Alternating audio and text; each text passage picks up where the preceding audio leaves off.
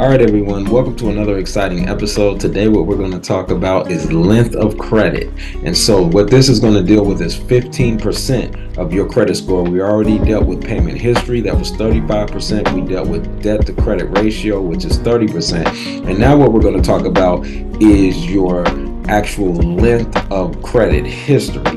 And this is very, very important as well, but it only deals with 15% of your credit score, but it can raise that credit score. So as I told you before, if you get that 65% done, you're pretty good. But when we add this 15% to it, you're at a much higher rate. You're at 80% of positive credit. And so what we want to do is we want to make sure that your length of credit is in alignment with your payment history as well as your debt to credit ratio. So without any further ado, let's talk credit.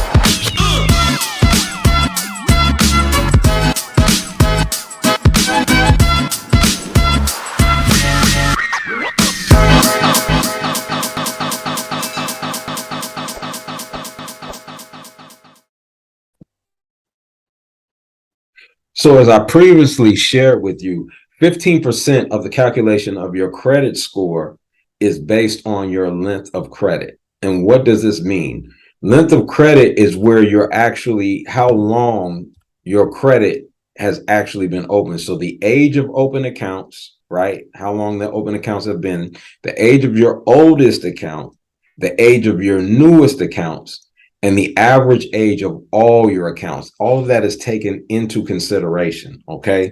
But really, I'm going to tell you, the age of your oldest account is extremely important.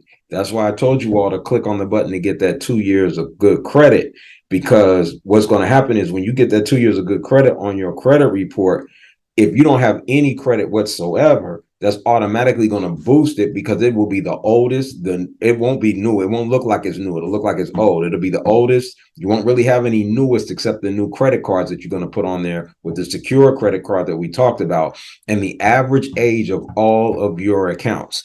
So this is extremely important when we're talking about looking at your length of credit, okay?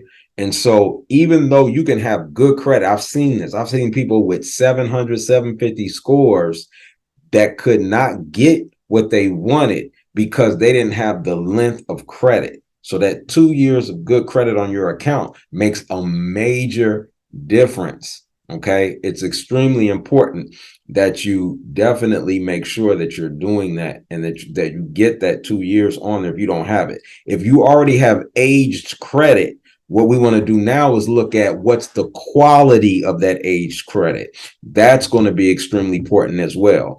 So the longer an account is open, the more experience you have as a creditor. All right. And because of that, you are perceived as a lower risk to the creditors.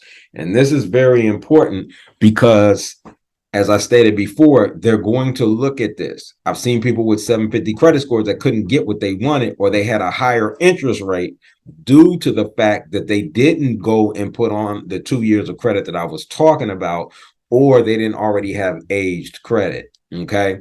So what we're going to do, the first thing that you want to do is when we first start, I always have people do the 2 years automatically. Then what we're going to do is open several credit accounts at the same time. Why? Because when you do that, before the inquiries hit, as we had talked about, before the inquiries hit, you're going to be able to get as much credit as you want. So you're going to have what I call a credit plan, meaning this is the type of credit I want, right? Whether it's revolving, whether it's the credit cards or whatever. This is the credit cards that I want, right? Or the type of credits I want. This is exactly the type of cards that I want to go after. And then we put a plan together so that you can put a plan together so that you are able to be able to go to the next level and go get those cards, get the things that you want. And then that's set, right? Because all them inquiries are going to be on there. Now, the devastating effect of inquiries will fall off usually after 3 to 6 months. right? But if you set this plan up right, you're not going to need to get any more credit for like a year, 2 years, or something like that. So it's not really going to hurt you. Okay. And I'm going to talk about on another video what the criteria that people with 800 scores have. In other words, there's certain things that they do in common that gives them 800 score, 850 scores. So these scores that these people are getting, these high level scores, there's a system behind it. But the first thing that we got to do is you got to get a plan together on how you're going to go after your first stage of credit. Okay. And once that plan is together, now you're going to be able to do that. You're going to already have the 2 years, which automatically gives you length of credit. So now we've mastered 80% of your credit, right? If you follow these videos, you've already mastered 80% of your credit, right? We only got to what, 20 more percent to go, right? And you're already almost at the top of the game. All right.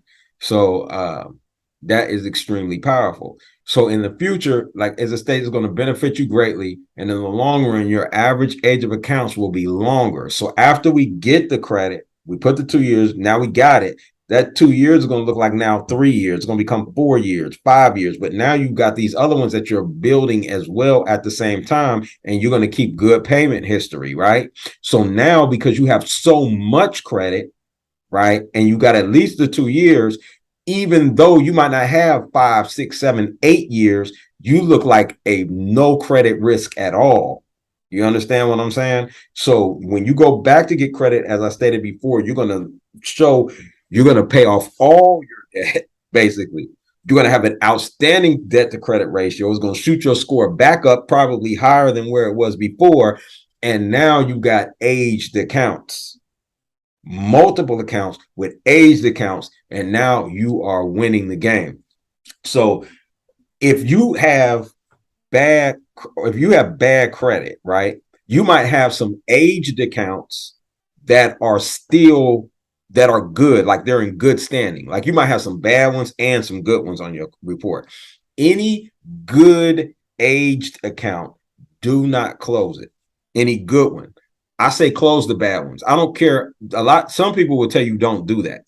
I disagree with that wholeheartedly, because it's only 15% of your credit score, one. And two, with the 2 years, that's going to get you pretty much anything you want as long as you have credit history. So what has happened is you now have credit history, period. Okay. But so even if you have nothing, they're going to see you used to have credit history. So that's still going to give you some more benefit. But now it's showing up as if all your credit is perfect on top of it. So I don't say keep bad credit history. Some people will tell you that keep the bad ones because it's not going to let your score fall as far. No, you want your score to fall. You're going to put that 2 years of good on there and everything else good that I'm telling you to do. And your score is going to shoot up to 750. So it's not even going to matter. You have to go through the credit repair. When you do credit repair, which is removing the negative credit, when you do credit repair, which is removing the negative credit, it doesn't have nothing to do with restoring it. Your credit your credit score is going to fall, period. Don't worry about that. That's going to last for like a month, 45 days.